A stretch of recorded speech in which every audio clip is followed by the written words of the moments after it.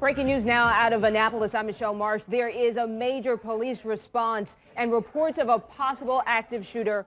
And we're getting our first ground shots now. You're looking at live there. People walking out of what is an office complex.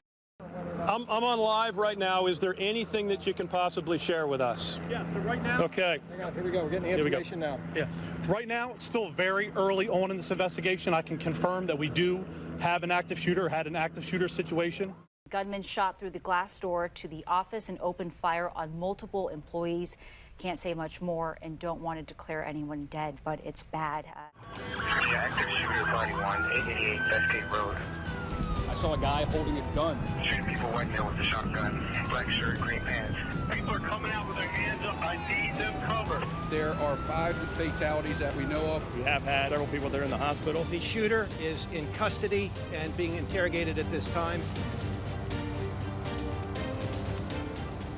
Thanks for joining us this evening. I'm Jonathan Elias coming to you live from Annapolis. It's been a very difficult day here. There was an attack on the local paper here, the Capital Gazette, and when it was over, 5 members of the staff had been murdered, gunned down by a man who walked in with a shotgun just before 3 o'clock this afternoon. The suspected gunman has already been identified as Jared Ramos. Police saying tonight that this was a thought-out and targeted attack. Now, 7 is on your side with team coverage this evening. Throughout this newscast, we're going to be digging into what that man's history is, why he may have done this, what vendetta he had against the newspaper. But we're going to start things off right away with our own Maryland Bureau Chief, Brad. And we have learned perhaps the saddest news of all. We now have all of the names of the 5 victims, and we'd like to share them with you right now. Wendy Winters, a writer, well known in town among the victims. The big question everybody wants to know is what kind of beef did he have with this newspaper? Well, it's something significant. 38-year-old Jared Ramos has quite a history with the Capital Gazette. He lost a civil suit and an appeal against the paper. He accused the paper of defamation for a story reporting on his guilty plea for criminal harassment in 2011, where he, according to reports from the victim, put her in fear for her life for months. As part of his guilty plea, his sentence was suspended in lieu of probation. He was required to go to therapy and not contact his victim or her family. His Twitter feed and website full of ramblings about corruption in the courts and media. He graphically and aggressively tweets directly at or about current or former Capital Gazette employees, warning one that journalist hell awaits. A reporter for the paper putting out this tweet tonight saying, quote, "I can tell you this, we're putting out a damn paper tomorrow." This is the first. This was posted by an intern. It says, active shooter 888 Bestgate, please help us. And once the shooting stopped, crime reporter Phil Davis began revealing what he saw, tweeting, a single shooter shot multiple people at my office, some of whom are dead. Gunman shot through the glass door to the office and opened fire on multiple employees. There is nothing more terrifying than hearing multiple people get shot while you're under your desk and then hear the gunman reload. All right, back now at 4:30 with that breaking news out of Southeast D.C. You may have seen the smoke on the D.C. skyline because there is a massive fire burning right now at a 5-story senior living apartment building. Your mom lives in that building. Yes, my mom lives in this building. Tell us what you're obviously a lot of concern there. Oh, most definitely, but you know, I'm sorry. Glory be to God, my mom is okay. She's staying over in one of the over here in the Marine barracks. So they evacuated the people. Yes, they did. Hopefully, everybody is okay. A gentleman from outside came in, warned everybody, says there's a fire in the building, everybody got to get out. And I was on my way out. By the time I got out and got to the front and downstairs, and I looked up, and there it was, flames jumping from everywhere. It was kind of scary because the fact that we didn't hear no alarm, so a lot of people wasn't paying too much of attention until they started banging on your doors. So we were figuring if there's a fire, why ain't the alarm systems going off? But they didn't. All right, ABC 7 continues to follow the breaking news. Look at all that smoke. That is from our helicopter, which is a long way away. When we come back, we're going to have an update on that fire in Southeast Washington. It is a senior apartment facility right near Nats Park. We're told that 2 people now have been taken to the hospital as a result of this fire. Thick black smoke could be seen from miles away at the Arthur Capper Senior Apartment building on Wednesday as dozens of emergency responders rushed in to rescue senior citizens in this 4-story building. When I came out, I noticed a big black smoke coming from the front of the building. The next thing I know, it was up in flames. Several residents say they did not hear the smoke alarms. Dana Thomas says her 91-year-old grandmother was unaware there was a fire until she called to let her know. It's really scary because it's really a loud alarm and it goes off for nothing.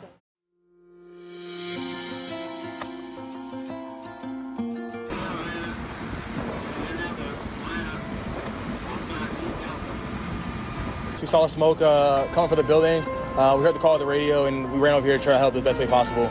But we knew there was people trapped, so we went floor to floor and tried to grab people any way possible.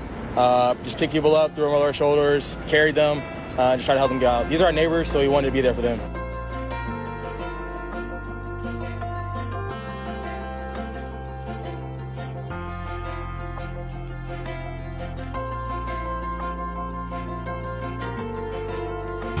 I just want to say thank you so much, guys. Without you, we would be stuck in that fire. And I love my dad so much. He's an Army vet.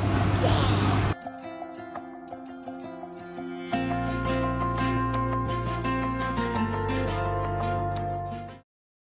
7 on your side, senior investigative reporter Lisa Fletcher continues now her series of explosive reports tonight on what's really in your pet food. If pet owners knew what they were putting in their dog and cat's bowls, they would be appalled. They just don't know. You read the labels and examine the ingredients, but it's what you don't see that could be devastating to your pet's health. 99% of the foods on the market I'm incapable of recommending because of the level of disease I see in my patients. Dr. Karen Becker is a veterinarian and widely regarded expert in animal disease and nutrition. 1 in 2 dogs will die of cancer. 1 in 3 kitties will die of cancer. Becker is part of a growing group of vets and scientists who believe there's a connection between pet food and escalating disease. Since 2010, the FDA has gotten more than 9,000 pet food complaints, ranging from sickness to death. Just last year, the nonprofit Clean Label Project released an unprecedented study. They tested roughly 1,100 pet foods for poisons like heavy metals, BPA, pesticides, and other toxins linked to cancer. They found contaminants in nearly every brand. Most notably, dangerous heavy metals like arsenic, lead, cadmium, and mercury, which are linked to cancer, respiratory, and neurological disorders. When our chemists first started getting this data off the machine, they thought the machines were breaking because they were kicking out numbers 100-fold higher than anything we'd ever seen. Dr. Sean Callan is the Director of Operations and Quality at Ellipse Analytics, a specialized lab that tested the pet food. A lot of companies don't do testing for this because unlike with the human food, there's no regulatory standards around this. We hired Ellipse to retest the 10 dog foods that were found to contain the most heavy metals in the Clean Label Project study to see if anything had changed. We triple tested each product and averaged the results. After nearly 200 tests, almost no meaningful improvement. In almost every case, any contaminant reduction in one area was offset by increases in another. For example, lead levels in Earthborne Holistic's Ocean Fusion went up, but arsenic went down. In Purina Pro Plan's diet for sensitive skin and stomach, arsenic went down, but cadmium and lead went up. I was absolutely stunned. Dr. Nicholas Dodman is the Chief Scientific Officer for the Center for Canine Behavior Studies and former director of the Animal Behavior Program at Tufts University. There are no laws governing heavy metal concentrations in pet foods, so even the highest heavy metal levels in these tests are legal. Pet food companies emphasize the levels are safe and within industry guidelines. However, very little research exists on the long-term effects of heavy metals in our pets. That's of particular interest to Dr. Dodman, who specializes in translational medicine. That is, if it's bad for humans, is it probably bad for dogs? Without a doubt. From first principles, we know these things are toxic for people. They will therefore be toxic for dogs. They're classed as highly poisonous. To put our findings in context, we compared our results to the average level of heavy metals in a sampling of 1,100 human foods. Here are the average levels of mercury, cadmium, lead, and arsenic in human food based on our sample. And here's what we found in the pet food. Levels 8 to nearly 670 times higher, and none was within a level considered safe for humans. Heavy metals tend to do the same thing, and a lot of them are carcinogenic. which is interesting when you consider the fact that the cancer rate in dogs is twice the cancer rate in people. And to make matters worse, Dodman says because dogs and cats have less body mass than humans and typically eat the same thing twice a day for their entire lives, the poisons can become more concentrated and their effects may appear faster and more fiercely. Pet food companies are not required to test for these contaminants, and even if they did, they're not required to tell you. The data most of the industry points to is research compiled by the National Academy of Sciences from tests done decades ago. One cites no noticeable effect in adult dogs who consumed lead for 40 weeks. Problem is, there are no studies on these toxins over the life of your pet. So the industry says, see, it's safe to have this in the product. Is that a correct conclusion on the part of industry? No, it's not correct on the basis of a 40-week study to extrapolate out for 5 years, especially when you know that some of the contaminants are cumulative. I think it should be mandatory for pet food companies to test for these things, and if they're going to continue selling these products, they should at least be honest and put it on the label. We invited representatives of the 6 companies that make the 10 brands in our study to talk to us about our findings, why the industry has resisted more transparent labeling, and whether they thought these heavy metal levels were concerning. None would talk to us on camera. Yes, this is my Bijan's bed. This is his. We kept it the way it is, and of course now it's full of his pictures. He was such a compassionate, loving, caring son. We wake up every morning hoping that it was a nightmare. James Gaysar has been forced to bear that pain since the U.S. Park Police killed his son Bijan last year. I feel more anger in the last year than I've ever felt in my life. Negin Gaysar is Bijan's older sister. You're not just ending one life. My life as I know it is also over, and so is everyone else's who knew him. November 17, 2017. Bijan was the victim of a fender bender on the George Washington Parkway, but Bijan drove away from the scene. Why do you think he kept driving away? I think he was scared. If anybody put a gun to my head in front of my windshield or in front of my door and tried to yank my door open, I would probably do the same. The third time Bijan starts driving away from the officers, they fired 9 shots. Bijan was not armed. He had simply left the scene of a fender bender in which he was the victim. I don't think closure is something that will ever happen in this case.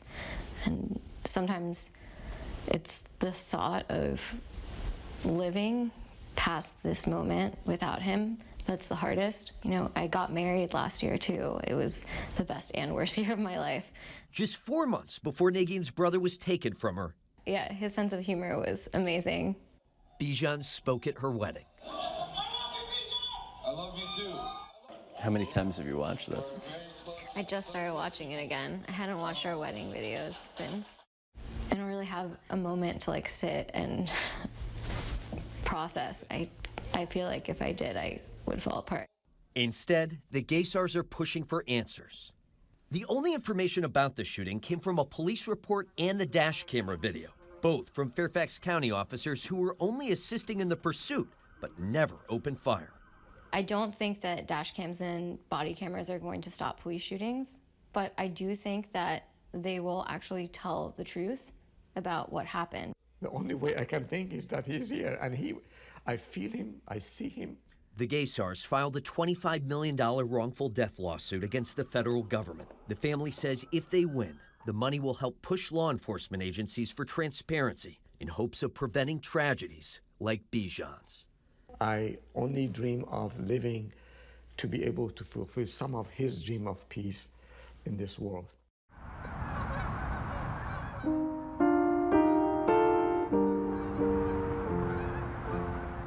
At Arlington National Cemetery, rows of marble stand sentry over generations of service. Etched into every headstone is a unique story, but there are few narratives as wedded to the beauty of devotion as that of John Earl Butler and his wife Margie, who was buried beside her husband of 45 years.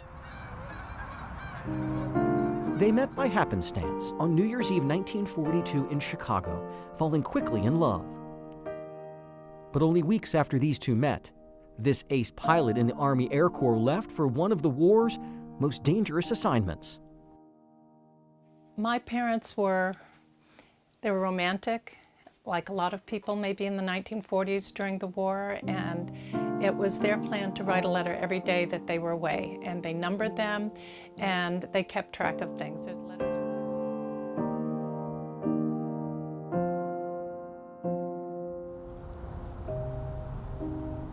We're at Marcy Forrest's home in Chevy Chase, Maryland, because her parents' remarkable love story recently took an unexpected turn. This is my little office, the smallest room in the house, but it's where all the magic happens because 80 boxes of slides and scores of albums. As Marcy likes to say, she is the saver of smiles. there's nothing that can be more important to your family than your memories.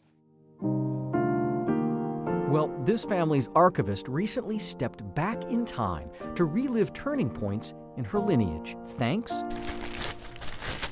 to an incalculable coincidence that unfolded on Nancy Adams' kitchen table 3,000 miles away in Oregon. God works in mysterious ways. Yes. In January, Adams found this discarded box of letters near her apartment's trash bin. She called a reporter at our sister station K2 in Portland. There is a garbage chute in there. I'm surprised they just didn't pick it up and throw it down the chute. Yeah. This former member of the military realized that she had found a cache of letters written in the 1940s and 50s.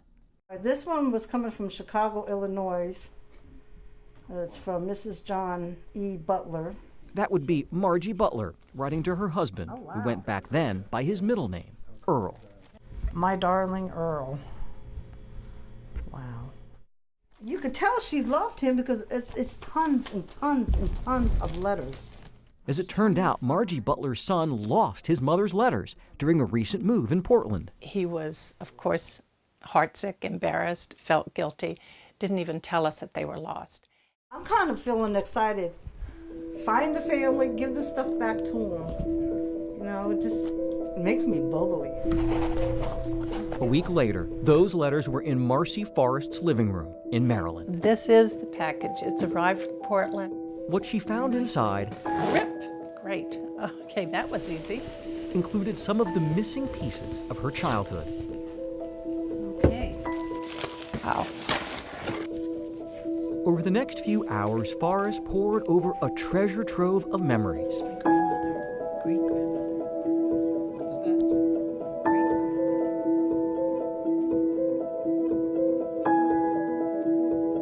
May they be long or short, dull or bright, I'll try my hardest to get a letter out to you every day.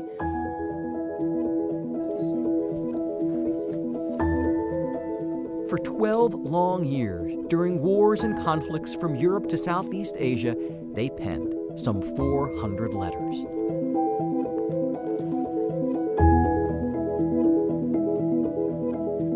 There's Dad, and there's Mom.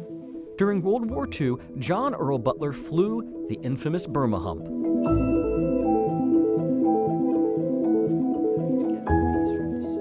In case of a crash landing, his map was on silk. There's one side of the hump, Upper Burma. He ferried supplies to the Chinese over the eastern Himalayas, where we lost hundreds of planes and nearly 1,700 lives.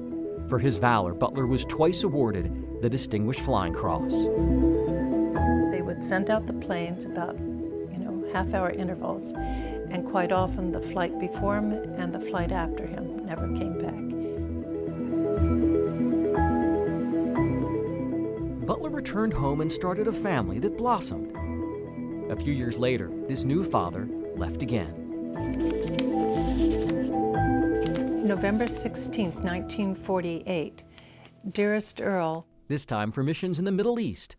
Nicosia, Dhahran. He would be gone for months. The day goes by pretty fast, but when that sun goes down, it's like my heart sinks with it, as such a longing for you comes over me. It makes me feel lonesome knowing you won't be coming home for dinner at this time for a long time. While Marcy's younger brother was responsible for their mother's letters, she safeguarded her father's correspondence. What do we got? So this is all memorabilia I have of my dad's career, their marriage, their love letters, everything. It is a treasure. 75 years after her parents started corresponding, their daughter finally got to reunite those letters. October 22nd, 1943. Despite years of travail on the front lines of history, now we hear firing almost constantly, day and night here. This normally quiet man, never tired of expressing his love. I will soon be going to bed to spend another lonely night. I guess I will never get used to going to bed without you in my arms. Little did Marcy know that by matching up letters, she would find her family's genesis. She told me that he had proposed to her in a letter. Bound in these letters, spanning wars, oceans, and generations. Well, I'm wondering if this isn't that letter that I've been looking for then. Marked the moment her mother and father agreed to share their affection far beyond the written word. And no matter which way I look at it, I know I would be very happy being married to you. This is it. This is what I was hoping to find. I keep hoping and praying every day that this war will all be over by October and you will be able to come back to me soon. Marcy Forrest wanted to share one last passage from a letter that is not here. She's reading from a photocopy. Yes, another week finally crawled by to make a total of 47 since I last held the most wonderful woman in the world in my arms. 47 weeks during which... It's letter 292, Marcy's most cherished, written during the height of the Second World War. This letter is with my mother at Arlington. I put it in her hands before they closed the casket.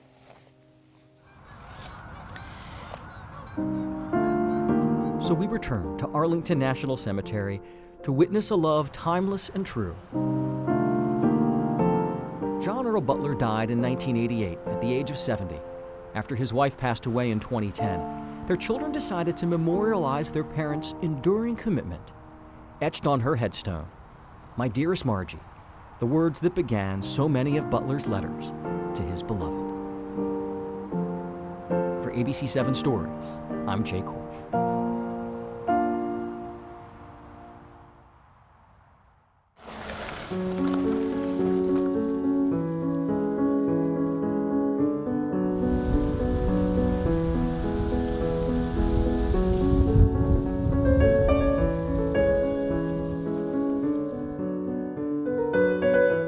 If we're going to do this project, it's now or never.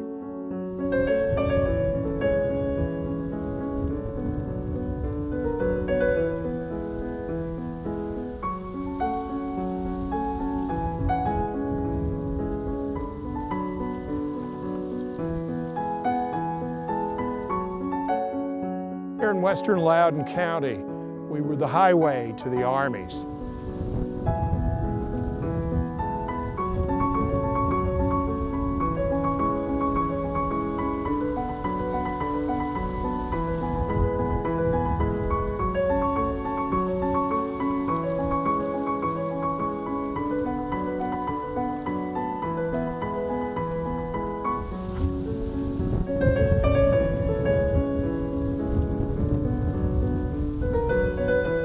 This is original equipment. It's as it was in the 1800s. It's unchanged.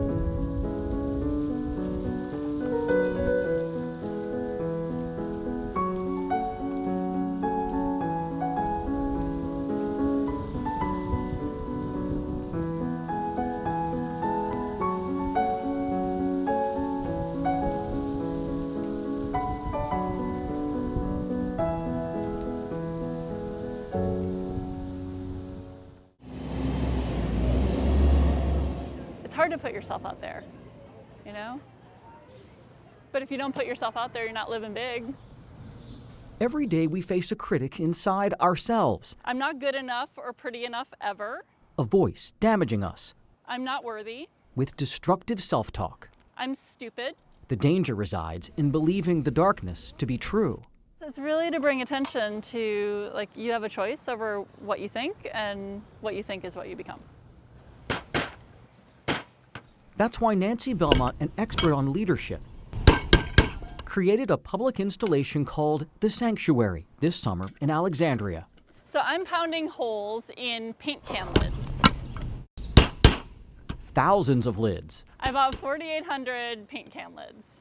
No cans, just lids. They thought I was a little nuts. We're putting holes in them on either side of them so that they can be hung in the field behind us. She's driving holes into what used to seal in paint in order to open our minds.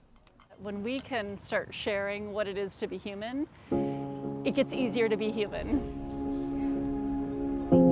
You're welcome to come in. What color are you gonna go? I kinda wanna get white. You start by writing down, then throwing away a negative thought holding you back. So I'm gonna write that I'm scared to be myself. Sometimes I overthink what people might think of me, so I'm not confident enough to be who I am. Then you replace the negative thought with a positive mantra written on one of those lids. So being myself is all I need to be. All right, are we ready? Yeah. All right.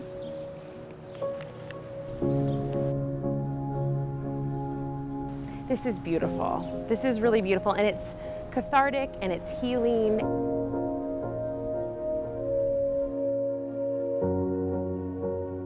I like this one too, The World Needs Me. That one's pretty awesome. So you can't help but to get choked up.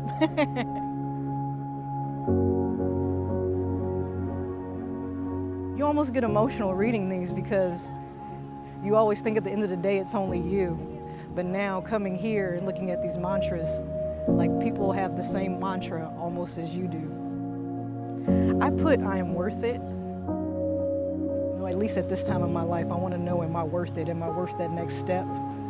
Or am I worth it to, you know, do bigger and better things? It's always amazing to me when people share these deep pieces of themselves and have a moment. Like Larry Altenberg and his son Avery. So I wrote, I'm a great dad, because my negative thought was that I'm not necessarily a great dad.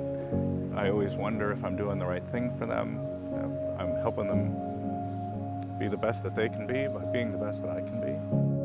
Maybe Avery's mantra, I will help people, put his father's worry to rest. I like to help people in the world because if the world's great, then everybody can be happy. My kids surprise me all the time.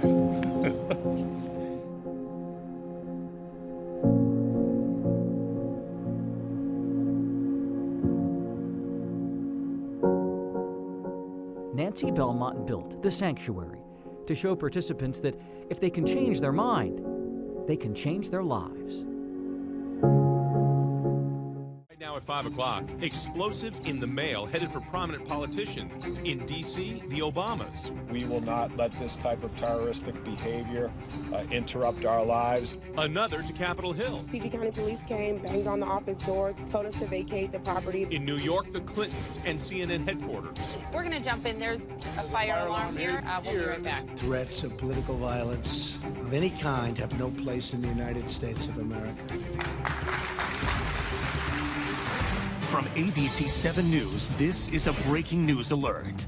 And right now at 5 o'clock, a look here at the device picked up at CNN's building in New York and the package addressed to former Attorney General Eric Holder sent to Congresswoman Debbie Wasserman Schultz's office in Florida. And that was just the tip of the iceberg. Yeah, there were other high-level targets that we want to show you. In fact, suspicious packages were intercepted before reaching the Obama residence here in D.C.'s Kalorama neighborhood and Congresswoman Maxine Waters' office as well. All this after a bomb at George Soros' home on Monday. ABC 7 has team coverage now with the breaking news from New York to Maryland and D.C.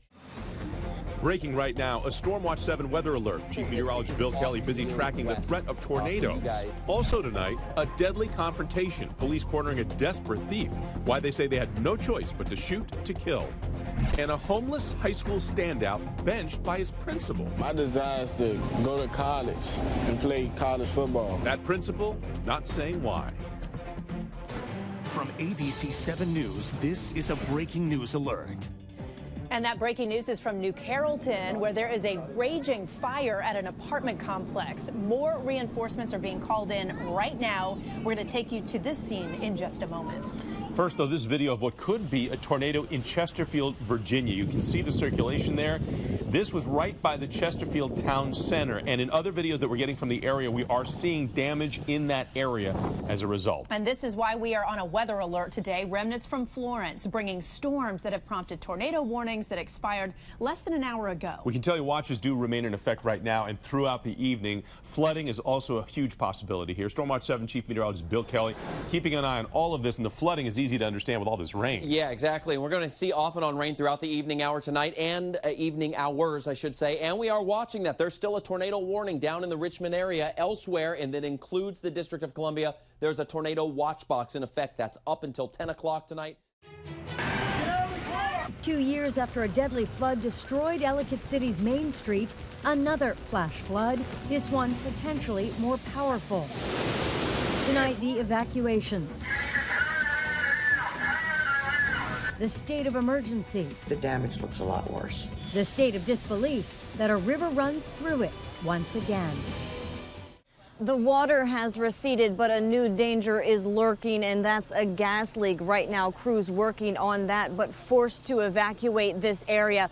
Floodwaters heavily damaged the area here in the downtown. You can see this appears to be the side of a house right in the middle of the road. We see debris piled up along the guardrail there. Just feet away, we watched as 5 people were rescued from a home. Take a look at this video I want to show you. People were trapped on the 2nd floor of the house. We watched as they were waving from the window. Rescue workers down below eventually bringing them to safety. But as you can imagine, it was very emotional. We watched as a couple embraced and cried with one another. A very scary situation. These floodwaters so strong they pushed cars beneath a bridge. Water was rushing into homes and businesses. Many people were caught off guard. I spoke with one man. He said, "I just stopped here to get a cup of coffee." He was trapped with others inside a building until the water receded, and even told me he watched as his car floated down the road. Back out here live, we're told that 2 shelters have been opened for those who had to be evacuated from this area. But as you can see, still a very fluid situation here in downtown Ellicott City. And our very own Veronica Johnson lives in Ellicott City. She was there right in the middle of the downpour, and she saw firsthand the damage happening on Main Street. Take a look. The road wiped out just off of Main Street here. There have been several trees ago, and there's an old house that sat right on the corner. If you look downhill, you can see the roof, part of the structure, sitting in what is the parking lot.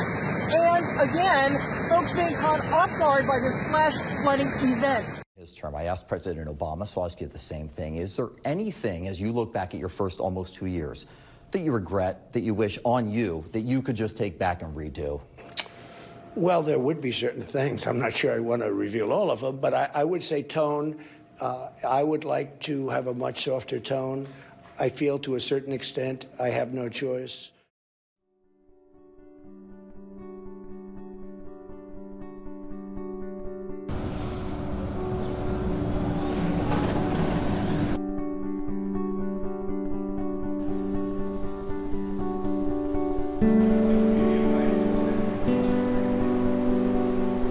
Like we tell everyone, it's the experience. It's unlike any other business you go to. You don't see many deaf-run businesses. It took a little bit of extra enunciation to make clear which my beer choice is, but they're happy and eager and engaged. So it was very, very different when we came to the grand opening, and there was absolutely no noise when we walked in here. The 4 men working here are smarter than I am, so it's very easy for them to communicate with me. You know what? Beer brings the community together. We do have people come in here not realizing that we're deaf. But I think once we effectively communicate, we have visual menus, some of us can read lips. I think after they get the first beer in, then it's crazy after that. You assume that it's going to be loud, but it's not loud. It's visually loud because people are signing to each other. And really, I think it gives hearing people a taste of role reversal.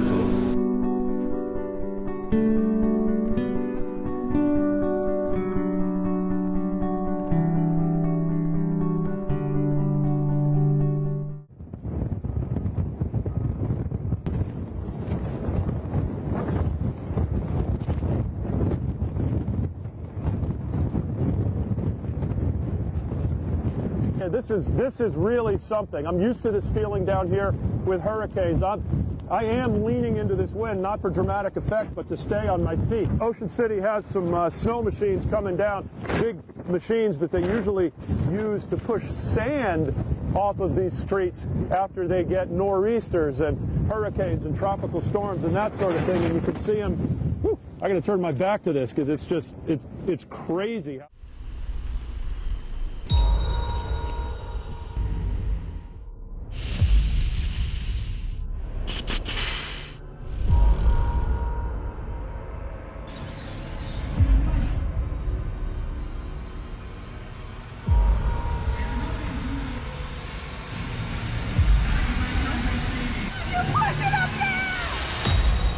It's like Fight Club on bicycles. Except nobody gets hurt.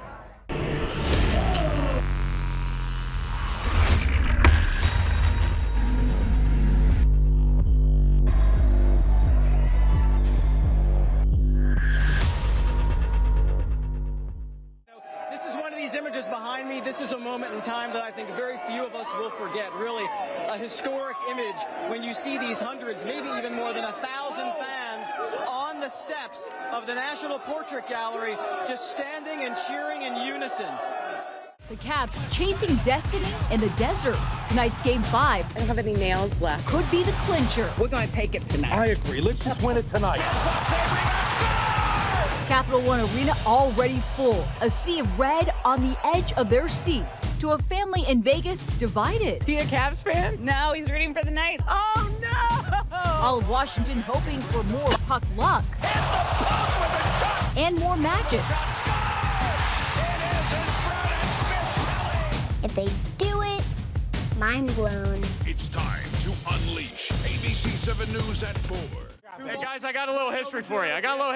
You see this right here? Wes Unseld's old uniform for the Bullets. 40 years ago today, they won the title on the road. 40 years later, we might get another one here today. And the Capitals are on the road, so I think it's very fitting. So, I'm sorry, I said I might. I'm a journalist. I can't say for sure. You can say we will, you know. So.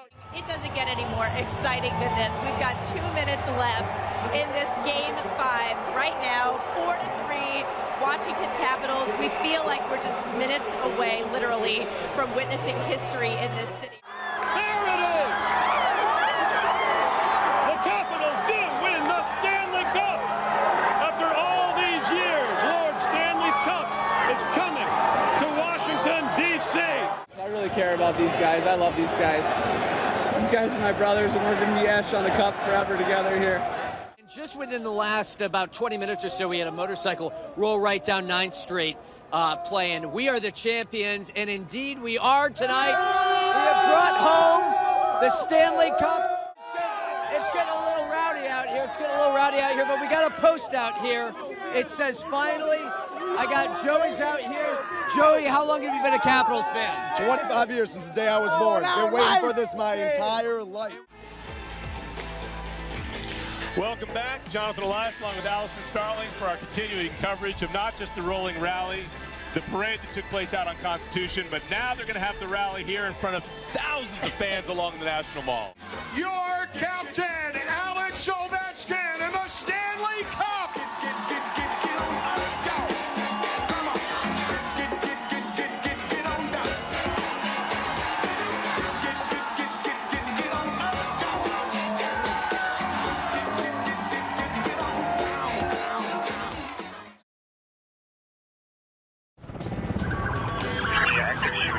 on 888 Bestgate Road.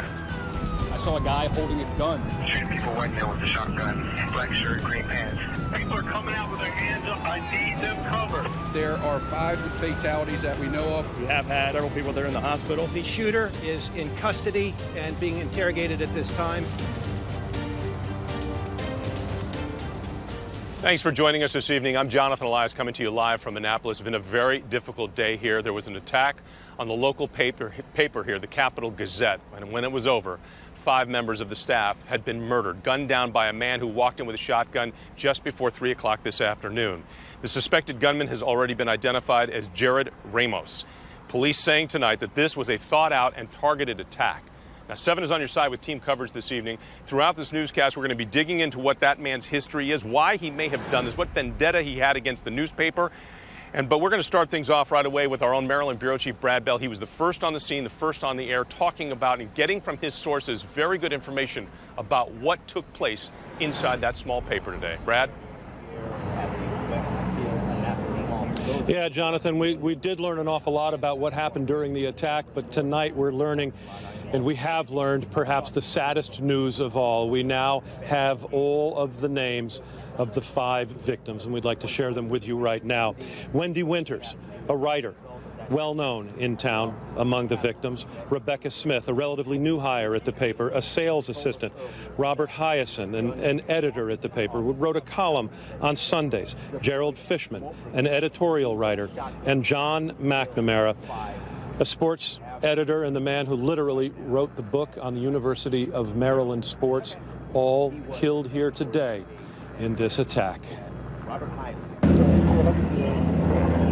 The nightmare of a mass shooter in America playing out again, this time in Annapolis. Terrible tragedy here in Anne Arundel County. Across the street from the Annapolis Mall, a reporter in the newsroom describes hearing people shot, hearing the gunman reload. It's bad. 5 people are killed, 3 wounded. It was a targeted attack on the Capital Gazette. He entered the building with a shotgun, and he looked for his victims as he walked through the lower level. Annapolis and Anne Arundel County police arrive in 60 seconds. They race into the building. They encounter the gunman. He's already dropped his weapon and is quickly taken into custody. Police say the man had a grudge against the paper, had made social media threats indicating violence, and seemed to plan his attack, even carrying and using smoke grenades to cover his actions. This person was prepared today to come in. This person was prepared to shoot people. His intent was to cause harm.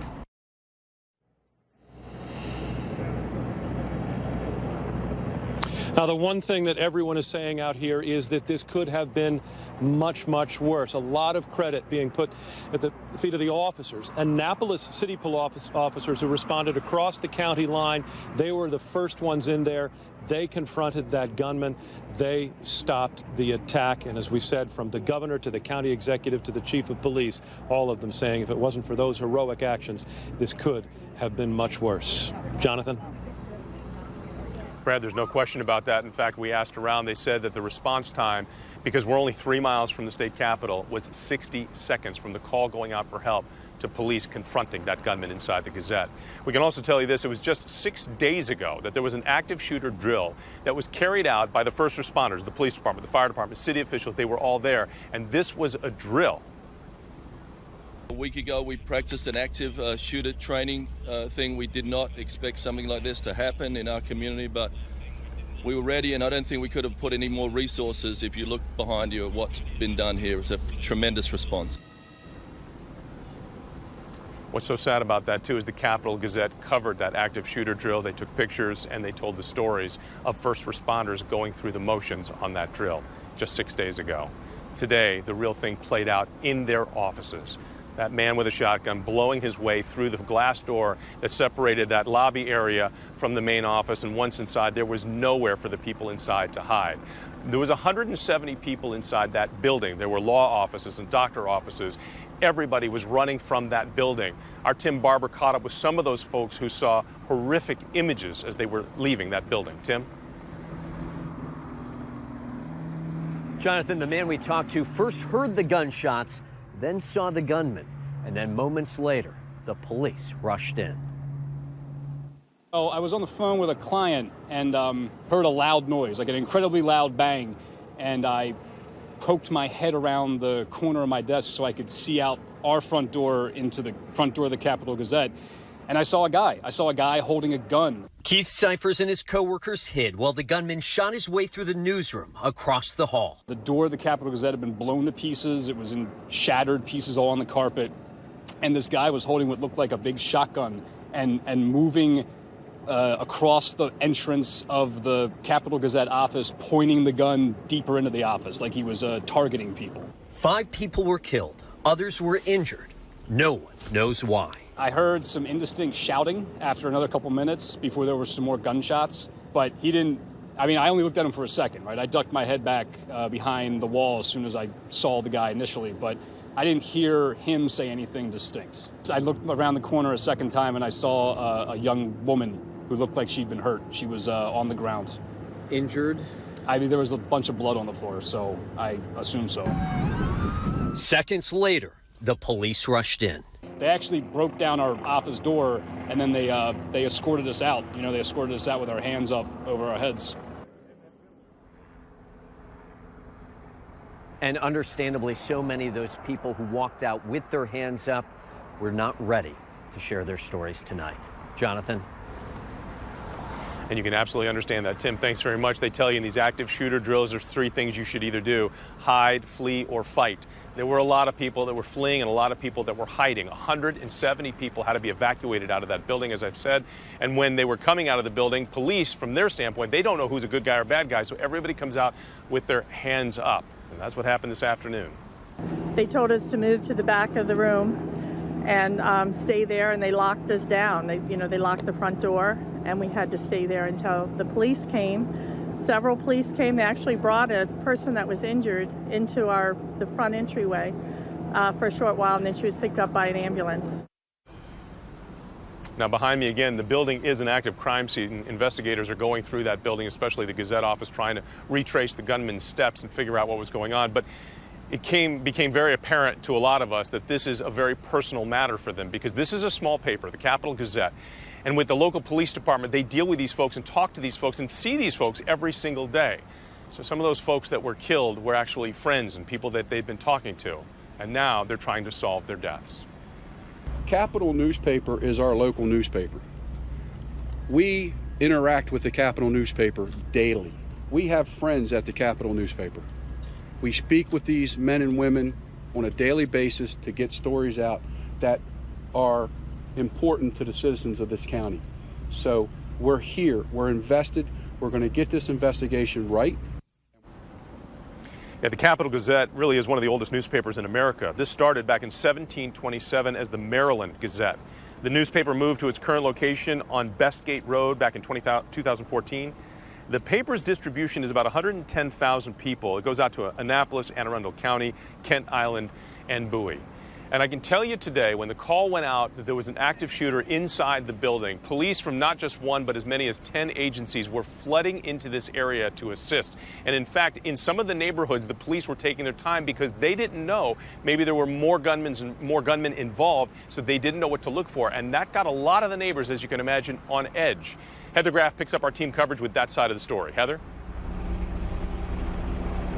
Well, certainly some tense moments here, Jonathan, and here's why. Behind me, a row of homes. To my right, police tape stretching through someone's front yard. And just beyond that line of trees is the building where today's shooting took place. Just off Bestgate Road sits this usually quiet Annapolis neighborhood. And I got a text saying, "Are you okay?" A neighborhood where Thursday's deadly shooting hit far too close to home. And walked out and saw caution tape on my front porch and saw the FBI and the police, and then quickly realized there is a shooter basically in my backyard. That's because the building where the Capitol Gazette offices are located is only about 50 yards from where Katie Lax lives with her family. It's heartbreaking. It's shocking. You can't process it when you first hear. Still, she knows those who were inside that building when the gunman opened fire endured even worse. The next thing you know, he's like, "You need to get out, you need to get out." So then we all ran out into the hallway, and we had to stand beside the elevator. Then he pushed all of us into the elevator, and then we had to leave out the building with our hands up. And it's those people, the survivors, the victims, and their loved ones, that this entire neighborhood is now praying for. It will be a process to heal for families and the whole community, I'm sure. And we should also mention that neighbors here tell us the FBI was actually knocking on their doors earlier this evening, asking people if they have security cameras set up outside of their home and perhaps looking for video evidence that could be crucial as this investigation moves forward. Jonathan, back to you. Heather, thanks very much for that, Heather. You know, shortly after being briefed on this shooting, President Trump took to Twitter, quote, "My thoughts and prayers are with the victims and their families." The president said in a tweet. He also said, "Thank you to all the first responders who are currently on scene." And the vice president sent out a similar text as well, or tweet. I should tell you this, before the name of the suspected gunman in this case was even released, our I-team was already digging deep into his background. Senior investigative reporter Lisa Fletcher joining us now with what she dug up. And, you know, Lisa, the big question everybody wants to know is what kind of beef did he have with this newspaper? Well, it's something significant. 38-year-old Jared Ramos has quite a history with the Capital Gazette. He lost a civil suit and an appeal against the paper. He accused the paper of defamation for a story reporting on his guilty plea for criminal harassment in 2011, where he, according to reports from the victim, put her in fear for her life for months. As part of his guilty plea, his sentence was suspended in lieu of probation. He was required to go to therapy and not contact his victim or her family. His Twitter feed and website full of ramblings about corruption in the courts and media. He graphically and aggressively tweets directly at or about current or former Capital Gazette employees, warning one that journalist hell awaits. In fact, his Twitter profile says he is making corpses of corrupt careers and corporate entities. His last tweet within an hour of the shooting said, "F you, leave me alone," to a judge. In a number of disturbing tweets, he references the 2015 mass shooting at Paris's Charlie Hebdo newspaper using the hashtag Je suis. According to reports, Ramos has a degree in computer engineering and for 6 years worked for the U.S. Bureau of Labor and Statistics. Jonathan? All right, Lisa, thanks very much. Good digging on your part. You know, once police were able to identify Ramos, and this was kind of one of those investigations that literally the wheels were moving quickly, because just a few hours after the shooting took place, Skytrack 7 was already over the scene of a home in Laurel that they said belonged to the shooter, and they were already executing a search warrant. Annalisa Gale joins us now from that neighborhood where she's been for hours talking to some of his neighbors. Annalisa? Jonathan, just a few minutes ago, we saw more than a dozen marked and unmarked police cars pulling up to Ramos's apartment building. Take a look at this new video just into our newsroom. It shows those ATF agents, state troopers, and also the Laurel Police Department. I'm going to step out of the way here on the You can see some of those cars still parked here on this street. About an hour ago, we tried to ask the Laurel Police Chief a few questions about what is going on here, and he said he could not comment, but we do know that this is the address, again, listed for the suspect, Jared Ramos. This is the Donna Apartments near the Laurel Town Center. Sources tell ABC 7 News that his home will be searched. It's unclear what police are looking for tonight, but we do know that neighbors are worried about what they could find. Where any time a shooting or mass shooting takes place, there's always thoughts about explosives being in the place, whether they've like booby trapped something. So it's kind of just concern, you know, something like that could happen in our neighborhood. I think where you live is the safest place around. And then you have to think that a suspected murderer lives in your neighborhood. That doesn't give you much confidence now. And it's unclear when police will wrap up their investigation, but by the looks of it, they could be here for several hours. Live from Laurel tonight, Annalisa Gale, ABC 7 News. All right, Annalisa, thanks very much. We can also tell you this, the Capital Gazette, we understand that they will be putting out a paper sometime tomorrow morning. They're going to put it out with the regular edition. In fact, a reporter for the paper putting out this tweet tonight saying, quote, "I can tell you this, we're putting out a damn paper tomorrow." We'll be right back.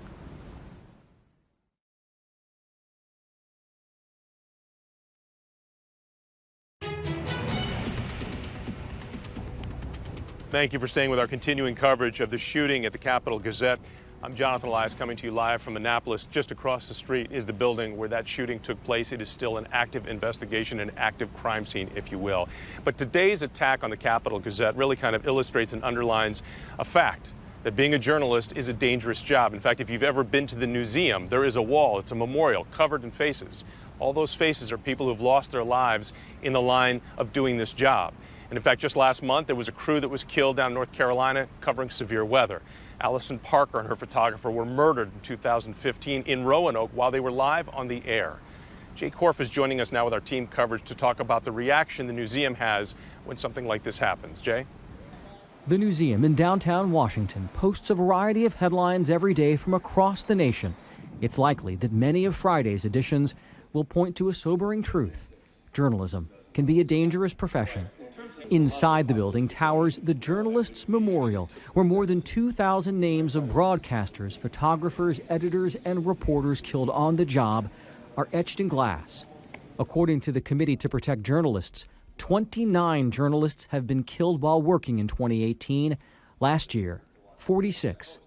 Their lives are often taken in the crossfire of danger zones or by criminal organizations, not in their offices in suburban Maryland. Gene Policinski, a founding editor of USA Today, is the president of the Freedom Forum Institute within the museum. First thing you have to go through your mind is, what was the motivation? While the full picture of Thursday's horror is still coming into focus, Policinski wonders if the shooter was motivated to attack because of something that was written. If in fact it was somebody who was motivated to attack journalists because of the job they do, how stupid and tragic is that? What an insane reason to go after people. Because they write news you don't like. Jay Korf for ABC 7 News. Reaction tonight from the White House. Press Secretary Sarah Sanders, who works alongside journalists every day, tweeting tonight that strongly condemns this, quote, evil act. Sanders adding, quote, a violent attack on innocent journalists doing their job is an attack on every American. Our prayers are with the victims and their friends and family. And New York City deployed counterterrorism teams to guard news and media companies around the city. Police said that the extra security at dozens of locations like New York Times and ABC wasn't based on any specific threats that they'd gotten, but rather an abundance of caution. Police also upped security at news organizations both in cities of Chicago and in Los Angeles. And again, this is a situation here in Annapolis where this crime scene is still being investigated. They're still putting the pieces together, but they now have identified the person they believe is the gunman, and they have identified the 5 people that were killed. 2 others, we understand, were gravely wounded.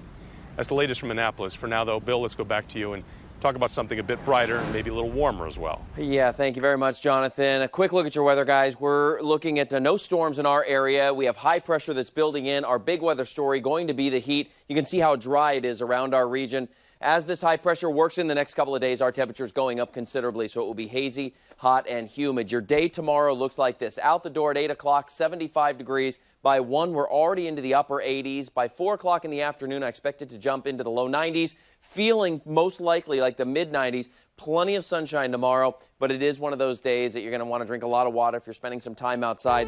Hotter on Saturday, hotter on Sunday. 97 the expected high on Saturday, but when we look at the feels-like temperatures, we're quickly jumping up into the 90s by 11 o'clock, up into that triple-digit range by the afternoon. And our dry trend should go right into next week, and most likely, at least at this point, through the 4th of July. So a look at that right now, same kind of thing, low 90s. It's going to be very humid during the day, and for your 4th of July fireworks forecast, it's looking dry, humid, with those temperatures in the 80s. We'll be right back.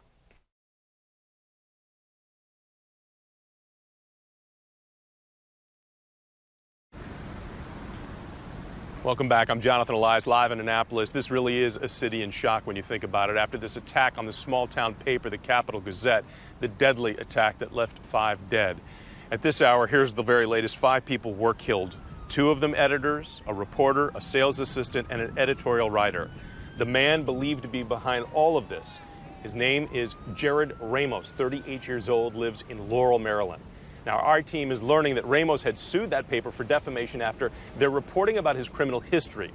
Police say this was a planned, targeted attack. They say that he brought smoke grenades to try and conceal himself as he walked through the newsroom, finding his targets and opening fire. The incredible thing here is the response from police. They were on the scene, we understand, in 1 minute flat, hopefully keeping this bad situation, this horrible situation, from getting any worse. We'll be right back.